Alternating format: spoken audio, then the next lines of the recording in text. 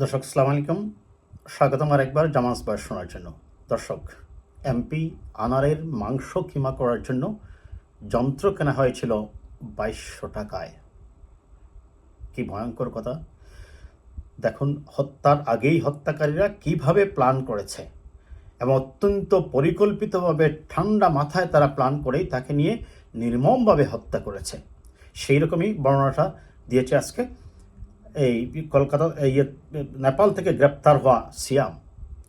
ভারতের পশ্চিমবঙ্গ সিআইডি দাবি করছে এমপি আনোয়ারুল আজিম আনারকে হত্যার পর তার শরীর কিমা তৈরির যন্ত্র দিয়ে কিমা করা হয়। আনার হত্যাকাণ্ডে জড়িত থাকার অভিযোগে নেপাল থেকে গ্রেপ্তার সিয়াম কলকাতা নিউ মার্কেট থেকে 2200 টাকায় যন্ত্রটি কিনেছিল। বুধবার ভারতের আনন্দবাজার পত্রিকায় এক প্রতিবেদনে এ তথ্য জানানো হয়। প্রতিবেদনে বলা হয়েছে, গ্রেপ্তার সিয়াম কলকাতায় নিউ মার্কেটের একটি দোকান থেকে 2200 টাকা দিয়ে ওই যন্ত্র কিনেছিল। প্রমাণ লোপাটের জন্যই ওই কিমা করার যন্ত্র ব্যবহার করা হয় সিআইডির একাংশের দাবি।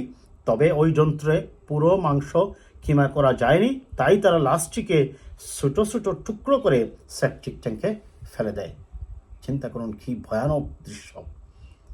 তার মানে এই হত্যাকাণ্ডের তদন্ত অবশ্যই সুষ্ঠুভাবে হওয়া উচিত, যাতে এই ধরনের ভয়ঙ্কর অপরাধীরা আর এই ধরনের অপরাধ করতে সাহস না দেয়।